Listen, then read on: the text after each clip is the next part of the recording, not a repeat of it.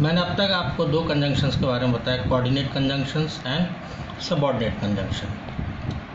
अब आपको मैंने बोला था नेक्स्ट क्लास कोऑर्डिनेट कंजंक्शन क्या क्या काम करता है, इसका फंक्शन कैसा है वो देखिए। तो पहला जो होता है कोऑर्डिनेट कंजंक्शन का फंक्शन, यानी कि हम क्या लिखेंगे, फंक्शन।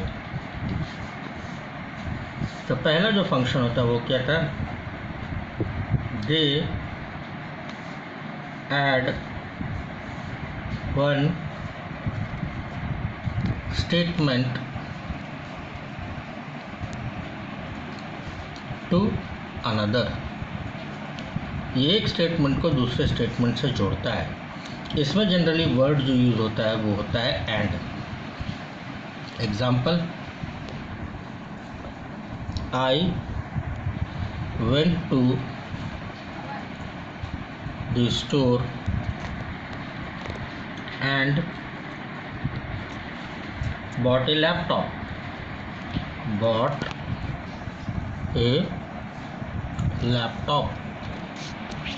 bought a laptop एक अलग सेंटेंस है, आई वेंट टू स्टोर ये एक अलग सेंटेंस है। इन दोनों को जोड़ने के लिए जो आपने यूज़ किया वो है एंड। तो दो अलग स्टेटमेंट्स को आपको जोड़ा। दूसरा इसका फंक्शन होता है दे ऐड स्टेटमेंट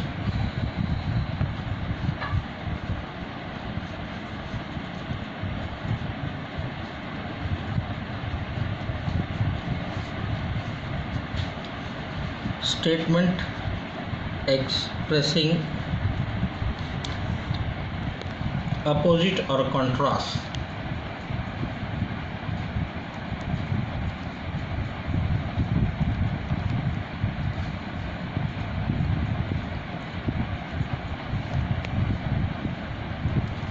ठीक, अब इसका एग्जाम्पल देखिए,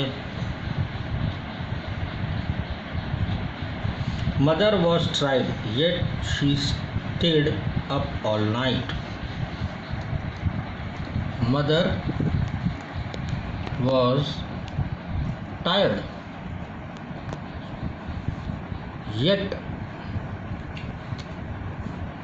शी स्टेड ऑल नाइट। दोनों के बीच में अंतर है, मदर थकी थी फिर भी वो रात भर जगी रही। ठीक, तीसरा जो इसका फंक्शन होता है वो होता है आपका choice. They add statement expressing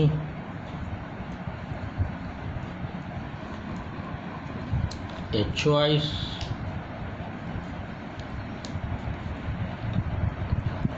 between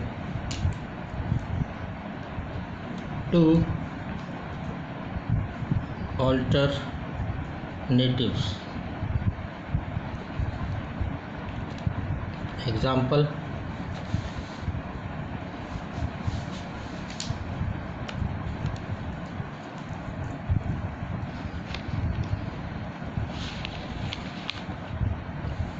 my pet dog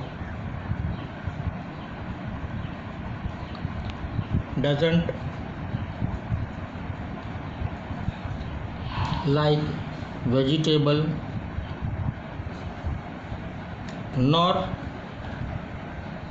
does he like meat।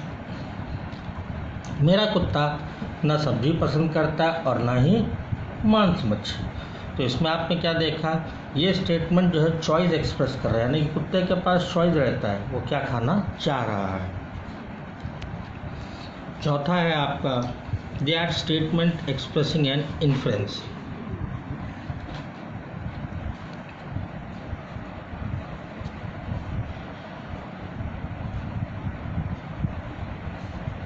Statement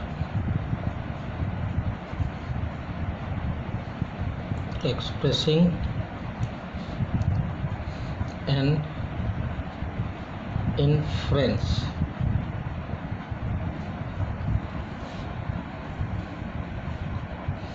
influence. अब इसका एग्जाम्पल देखिए,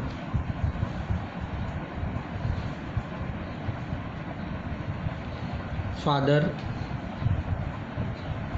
has fever so he did not go to work today। पापा को बुखार था जिसके कारण आज वो काम पे नहीं गए, यानी कि ये कारण बता रहा है आपको। क्या बता रहा है?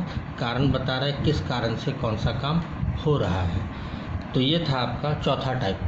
तो इस तरह से आपका कितने हुए? 4 टाइप के कोऑर्डिनेट कंजंक्शंस के फंक्शंस हुए हैं। इसी तरह से सबऑर्डिनेट कोऑर्डिनेट के भी अलग अलग फंक्शंस होते हैं, अलग अलग जगहों पे उसको किस हिसाब से यूज़ किया जाता है ये होता है। वो मैं आपको नेक्स्ट क्लास में बताऊंगा, सबऑर्डिनेट कंजंक्शंस के पार्ट। ठीक है, आज की क्लास के लिए इतना। Thank you.